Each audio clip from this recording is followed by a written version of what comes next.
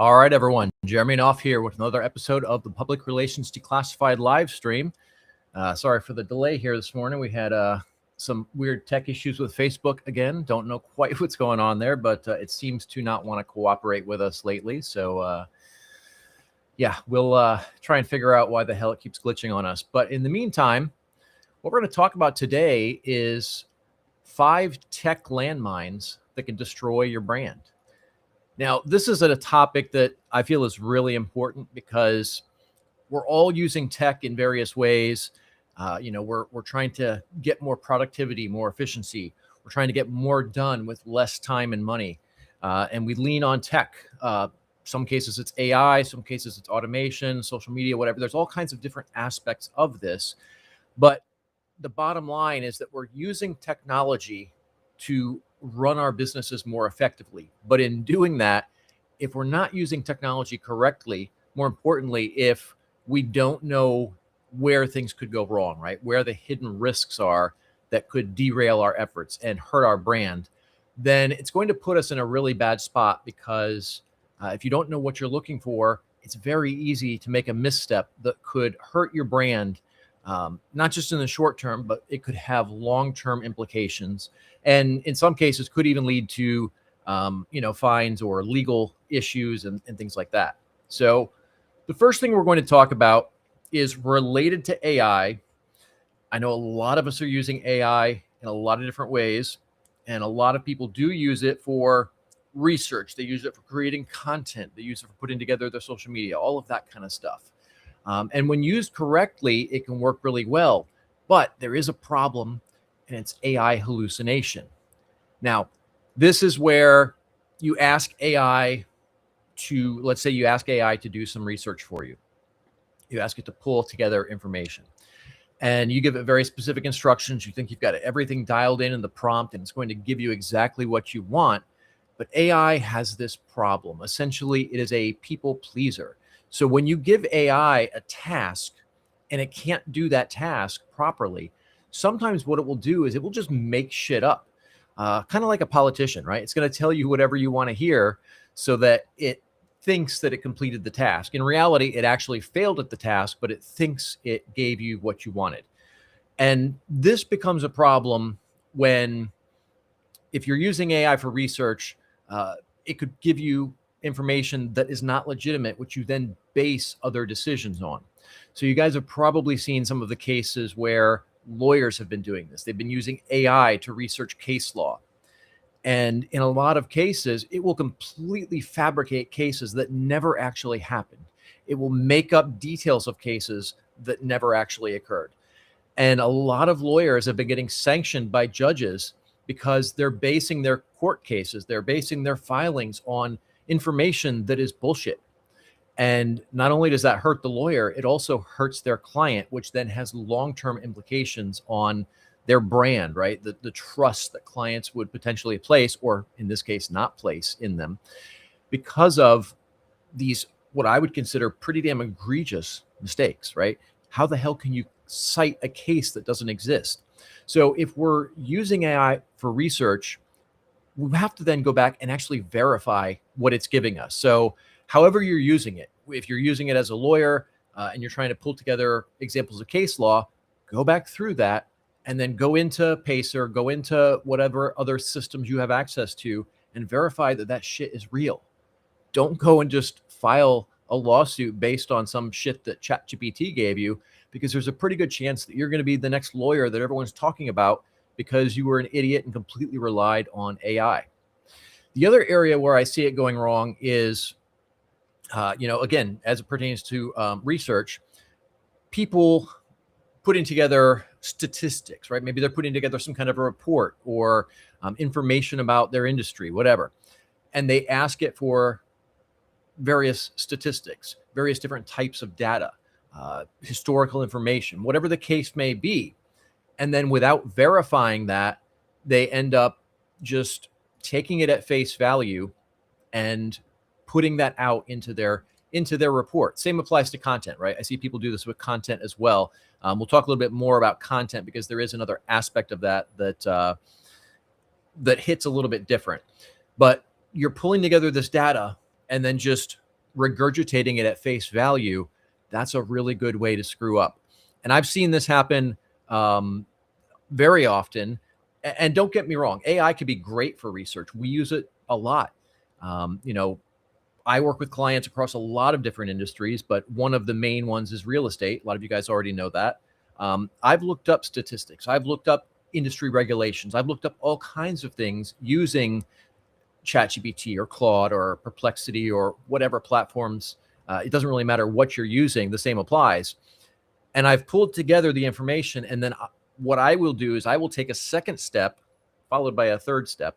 The second step is I'm going to then go look up that information. I'm going to verify that what the AI is giving me is correct.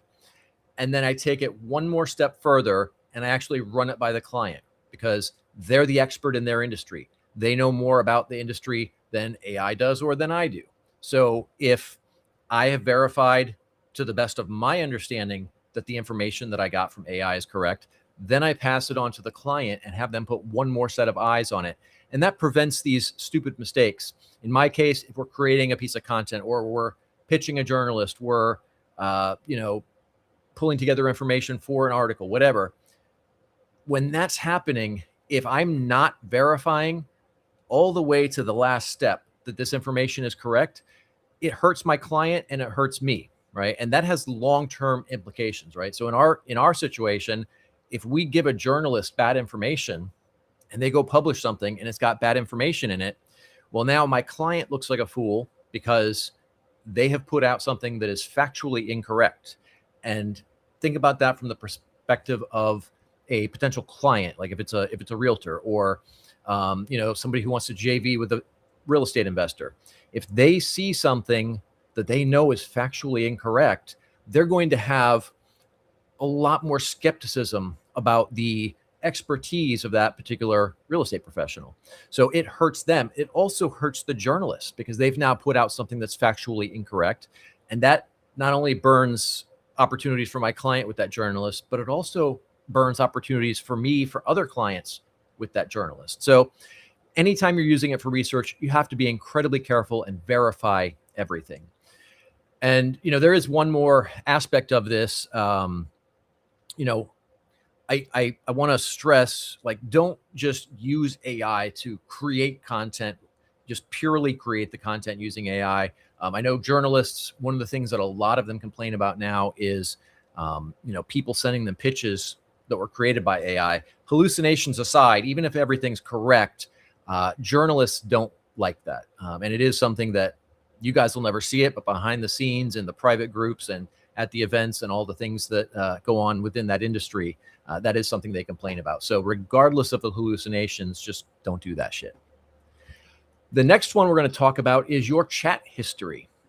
So everything that you plug into ChatGPT, Perplexity, Grok, any of the platforms, there is the potential for that to get out at some point. Now, there was a big flaw. Originally, they kind of framed it as a feature. I never saw it that way, but there was a big flaw in a lot of the AI platforms. ChatGPT was the first one I heard about. And this was probably, God, I don't know, 6, maybe 12 months ago. I don't remember exactly when this popped up, but there was a setting in ChatGPT where it was already turned on by default.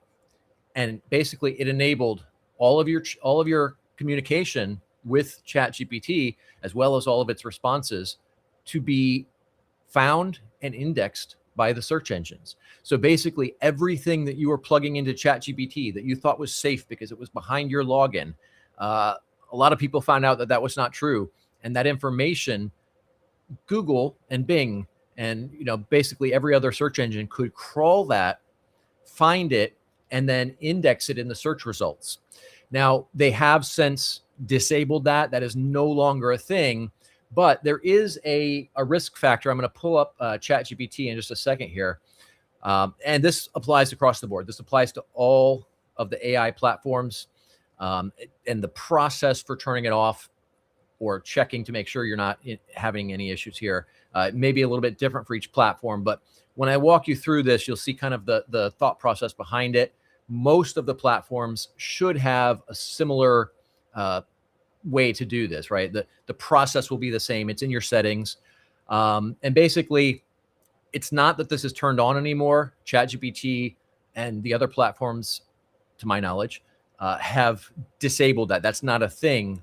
But there is still one aspect of this that can still affect you. So I'm going to go ahead and pull up ChatGPT here. I'm in my account right now.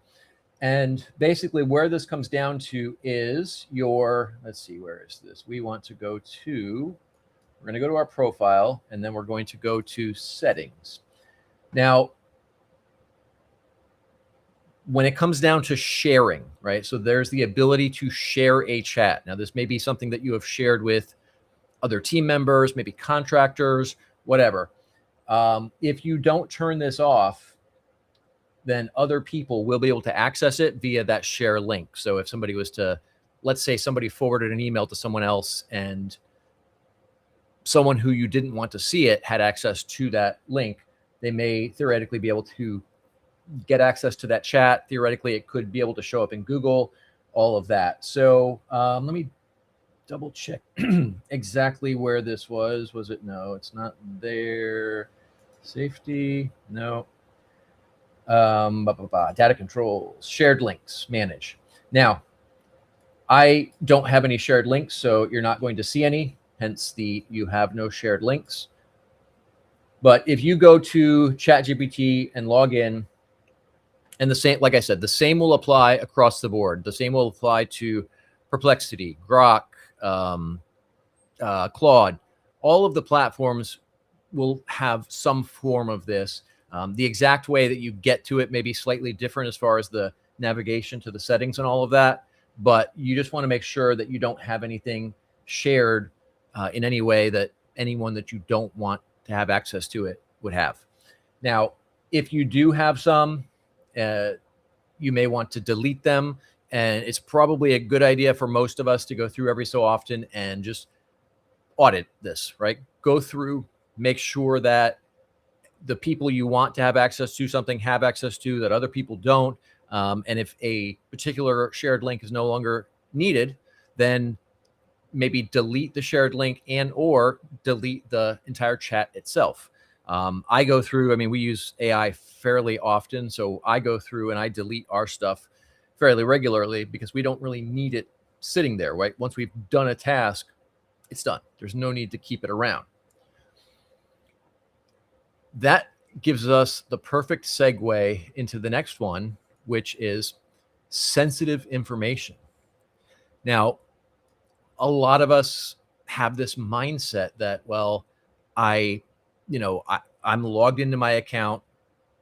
Nobody else has access to it. Let's even say that you don't have sharing turned on and nobody has access to any of your stuff other than directly logging in through that account, which only you have the credentials for. So some people might think, well, hey, I'm pretty safe. That's really not the case. And there's a few different ways that this can go sideways. Let's say you're a doctor, you're a dentist, you're some kind of health practitioner, and you're putting in a patient's information to try and get help with a diagnosis. There are a lot of medical professionals who do this. I will tell you that if you do that, you absolutely need to go through the data that you're inputting and anonymize it. You have to make sure that there is no identifiable information that could connect that information to one of your patients. And it's really easy to slip up there. ChatGPT is not set up to be HIPAA compliant. In fact, that's going to be the case with all of these platforms across the board, with the exception of any medical specific type of platforms that are built specifically to be HIPAA compliant. So if you are putting in information, there's always a chance that that can get breached. Look, every single platform, every single piece of technology can be hacked. For Christ's sakes, the CIA gets hacked from time to time. And if they can't completely protect their systems, I promise you no AI system can either.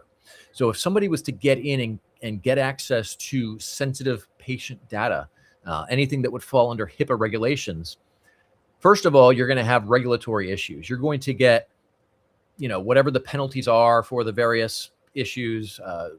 Probably it changes by the scale of the data.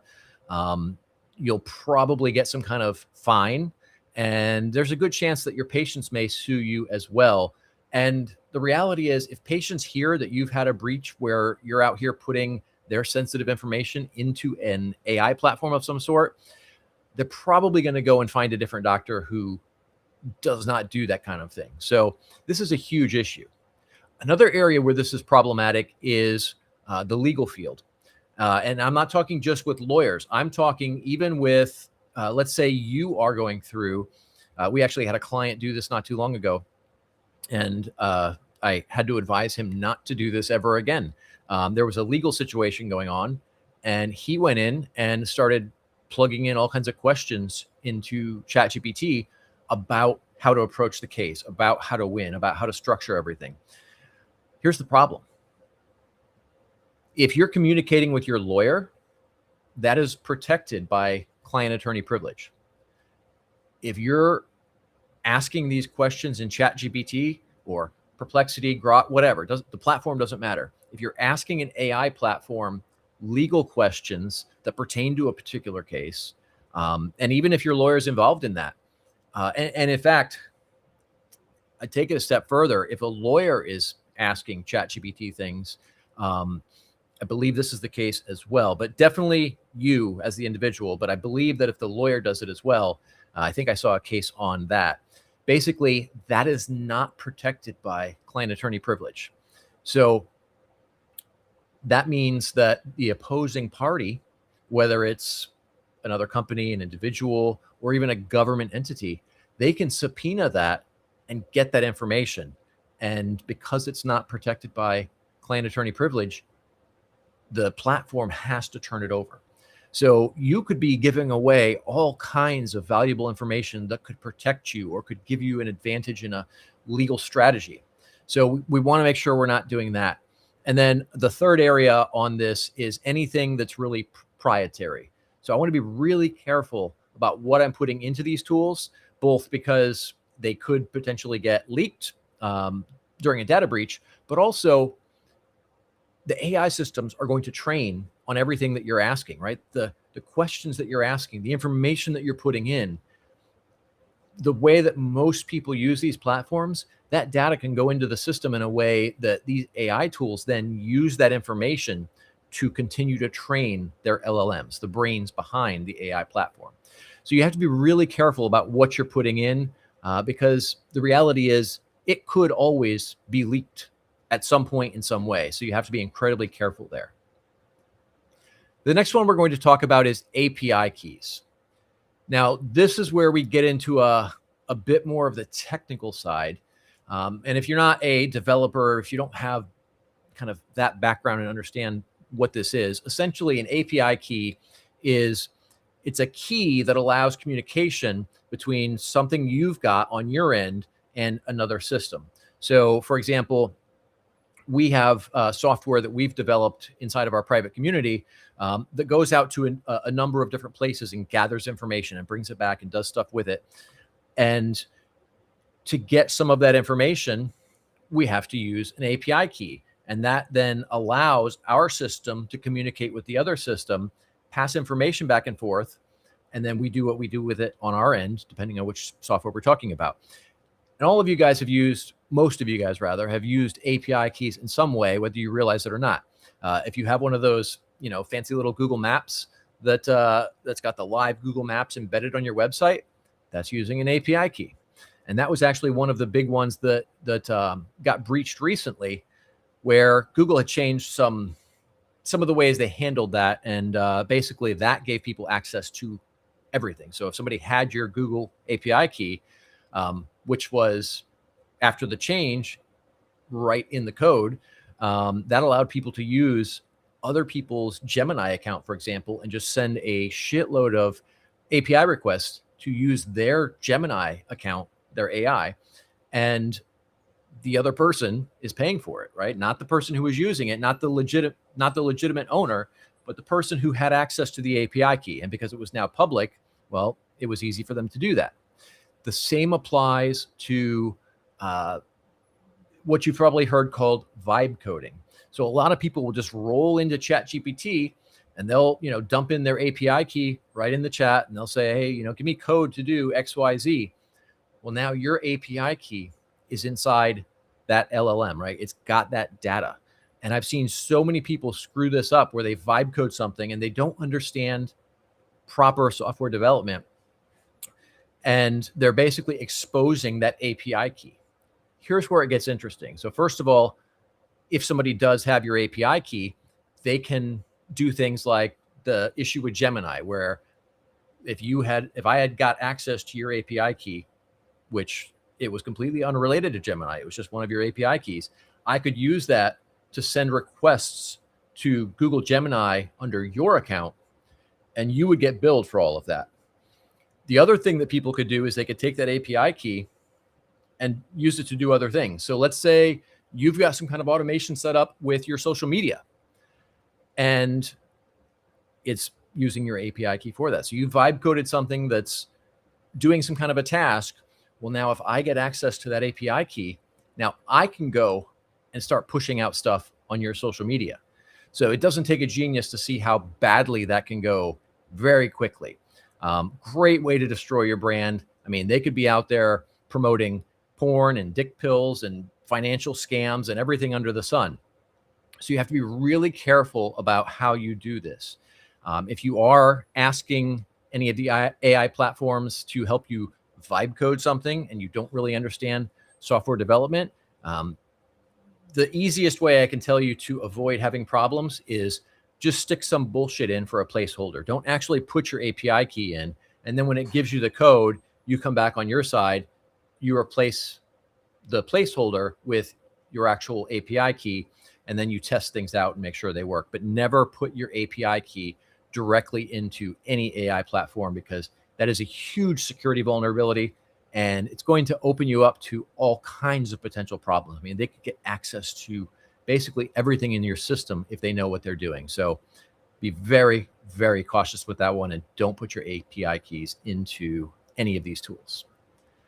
And the last one we're going to hit today is probably one of my favorite because it's kind of funny, and that is your camera roll.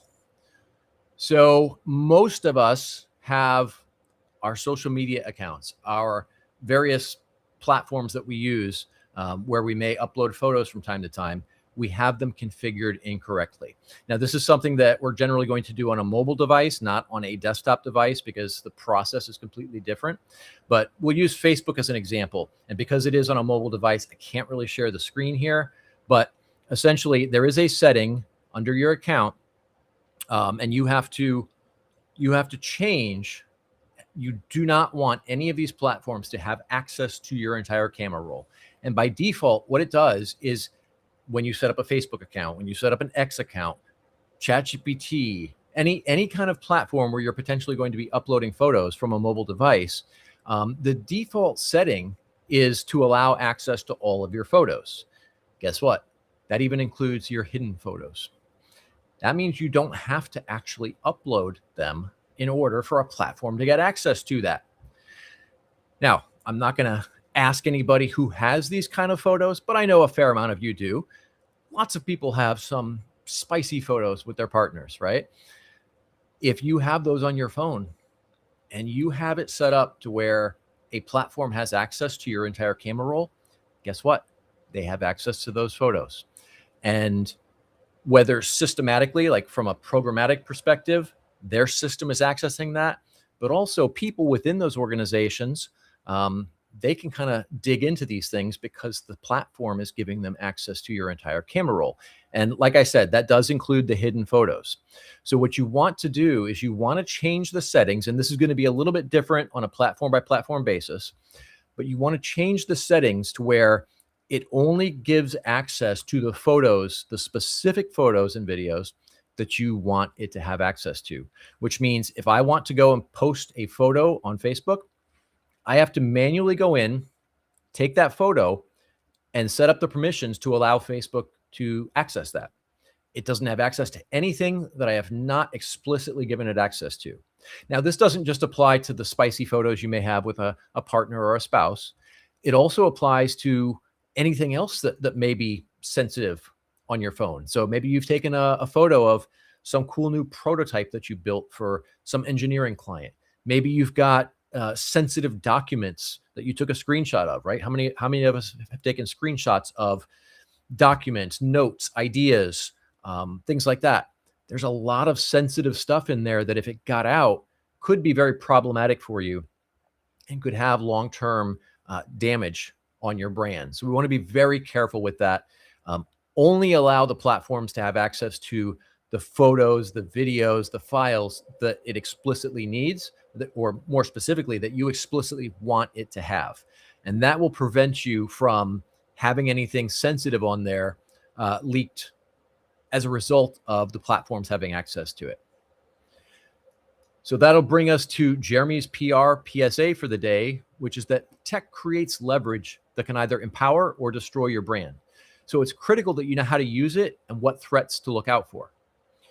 The mistake that I see so many people make is they just run everything at default. They don't think about the implications. They don't think about what could happen as a result of whatever they're doing, right? They don't think about how something could potentially be exploited. They don't think about how a particular action or a particular setting, configuration, things like that could lead to sensitive information getting out, or information of a different nature that might hurt them in some other way. There's so many things that can go wrong when it comes to tech. It's like a super weapon. It's like the silver bullet in a lot of ways, but at the same time, it's also a landmine that you really have no idea where it's lying. So you have to be aware of what risks come with the tools that we're using. So that was 5 of these tech landmines that we all need to be aware of. I'll probably have another episode identify some additional tech landmines at some point soon here as well. But I think that gives us all a pretty good base to help us avoid these kind of problems that can come from this stuff getting out. So that's going to be a wrap for today, guys. If you found value in this, I would love it if you'd drop us a comment on YouTube. If you think somebody else can benefit from this, share this with them, or even invite them to the Facebook group. And I look forward to seeing you all in the next episode. Thanks, everyone.